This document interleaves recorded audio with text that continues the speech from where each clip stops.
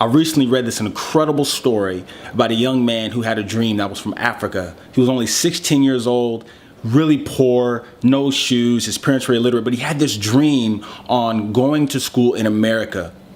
But how was he gonna get there? Because there was a big problem, he had no money, and to get to America, it was at least 3,000 miles away. That's like walking 6 months, just walking.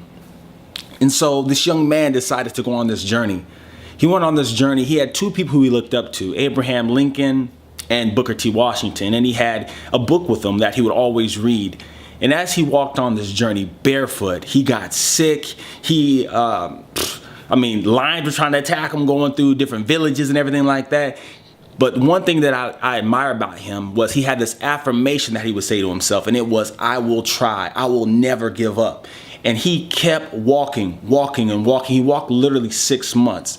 But he had this dream that he would get to America.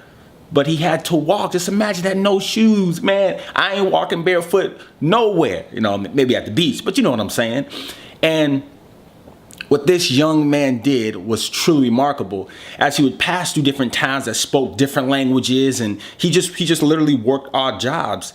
And one day he passed through and he went to a library and he sat down and opened up this book, and it literally fell open to this college that he was interested in. So what he did was he took a step of faith. He called the school, called the dean, started talking, and he expressed that, hey, he's walked already like a good 3 months and he wanted to go to this college. The dean was like, you did what? So the dean was like, all right, now if you can get to Cairo, which was literally like 3,000 miles, if you can get here, we will help you get to America. We will give you a room and board and all of these amazing things. I think it was either we would help you get there or something other than that. But anyway, the dean was so impressed. He's like, we will help you. So again, this young man continued to walk. And he would remember this to himself. I will try, I will never give up. Even as while he was hurting.